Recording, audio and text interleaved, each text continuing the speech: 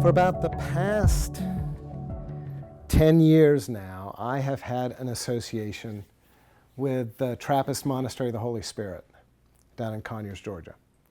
I'm not a monk. I think there may be some days when my wife would like to make me a monk, but generally speaking, you know, I'm a very happily married man and live a kind of an ordinary suburban life.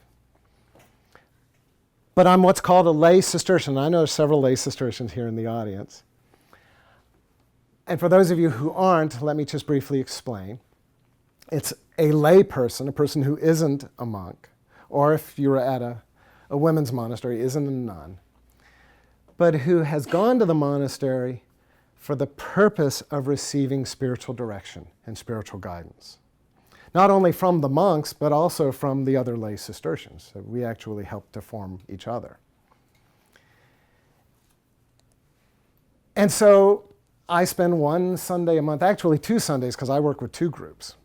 Well, one Sunday and one Saturday a month. So 2 days a month out at the monastery, and I go on retreat, and you know, it's become a significant part of my own spiritual journey. And every now and then, you know, if I'm at a party or something and, you know, chatting somebody up, and they're like, well, why do you hang out at the monastery? Why is the monastery important to you? So I'd like to just address that, just very briefly. And the reality is that the monks have some things to teach us. And the first thing that they have to teach us is that they are not holy men, or in the case of nuns, holy women. I'll tell you a wonderful story that one of the brothers told me, and I worked at the monastery for about 8 years, and I was working at the monastery, and I think I'd gotten into a tiff with one of the guys, and I was talking with one of the other guys, and he said to me, Carl, people think we become monks because we're holy, but that's not the case. We become monks because we're not holy, and we need the monastery to help us. Other people, they don't need the monastery. They might need something else. They might need marriage, or they might need an active church life, or whatever. Which reminds me of the time that the monk who is the spiritual director of the lay Cistercians, his name is Father Anthony, when he invited me to become a lay Cistercian. And I was a new Catholic. I'm a midlife convert to Catholicism, so I'd only been a Catholic maybe a year or 2 at this point. But I'm working at the monastery, and he walks into my office one day. Have you guys heard this story? He walks into my office and he says, why don't you become a lay Cistercian? He doesn't even say hello. You know, I was like, oh, hello, Father, how are you? Why don't you become a lay Cistercian? And I looked at him and I said, well, Father, you know, I'm a new Catholic. I don't know that I have what it takes to be a lay Cistercian. And he said, well, the only requirement is that you're a sinner. Now, you know, whatever you might think of that kind of religious language, I think he's saying the same thing, is that the spiritual journey begins in our imperfection. It begins in our wounds. It begins in those places where we stand in need and we are vulnerable. And the monks are living embodiments of that.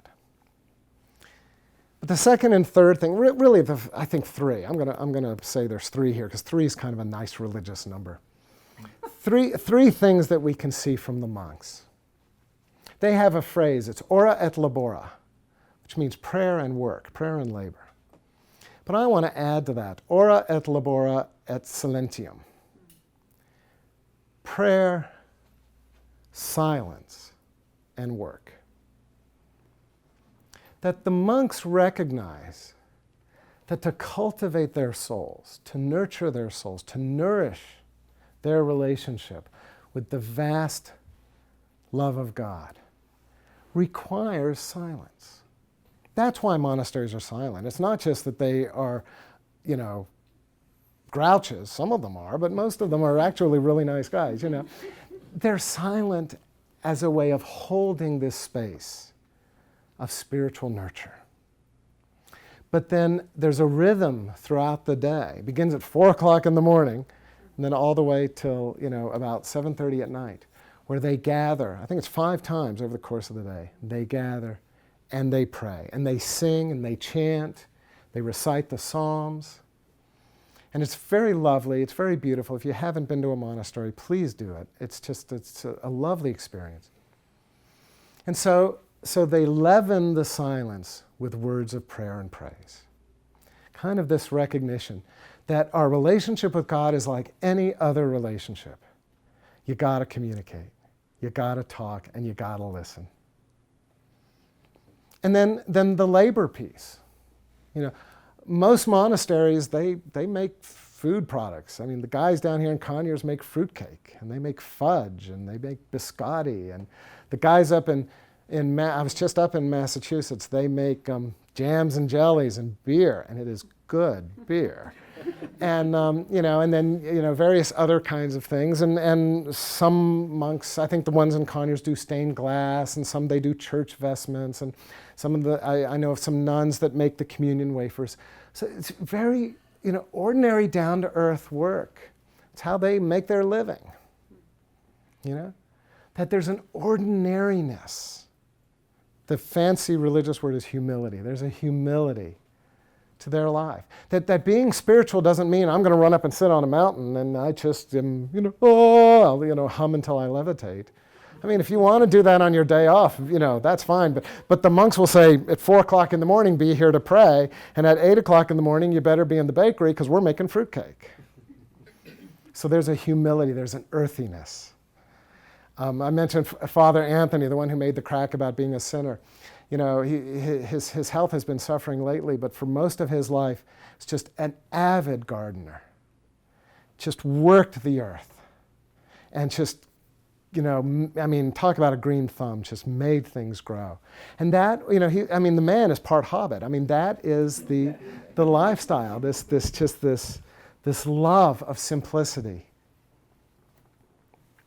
So I just want to, and the last thing I want to say, and it's funny, I got this before I ever went to work at the monastery. I was watching a video about Thomas Merton, who I know all of you have heard of, the great Trappist writer. And they said that when Merton went to the monastery in Gethsemane, in Kentucky, where he eventually became a monk and lived for 27 years, one of the things that he noticed was that the monks were happy. Now, there's a certain amount of self-selection here, because when a man joins a monastery or a woman joins a monastery, in the Trappist world, they're both called monasteries, they have up to 5 years, sometimes longer, in which they can decide, no, this isn't for me. So there's some self-selection that goes on. The ones that aren't called to be nuns or monks are, encouraged to leave. So the idea is that the ones who actually stay, you would think that this is really what they're meant to be. But I can tell you, Father Luke, who died 2 years ago at age 102, he had been a monk for 75 years. Now you think after 75 years, anybody's going to get bored with what they're doing. But he was a happy man. And I see this again and again with the brothers. And I think it's because they have this recognition that if you take care of the soul, if you do honest work, if you try to live a basic life of humility, down to earth, simplicity, and you leaven your spirit with silence and with prayer, you're living a good life. Maybe it's not going to get on the front page of MSNBC anytime soon. It's not going to be, it's not flashy like Taylor Swift or whomever, but it's a good life. It's an honest life. It's a real life.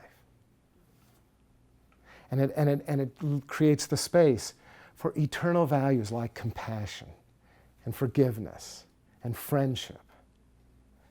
And I would submit that our world needs more of all those things. And again, we're not all called to be nuns or monks. That's not the point behind what I'm saying here. But I think we are called maybe to take a good hard look at what they've been doing for hundreds of years now and ask, what can I do to cultivate some of that in my life?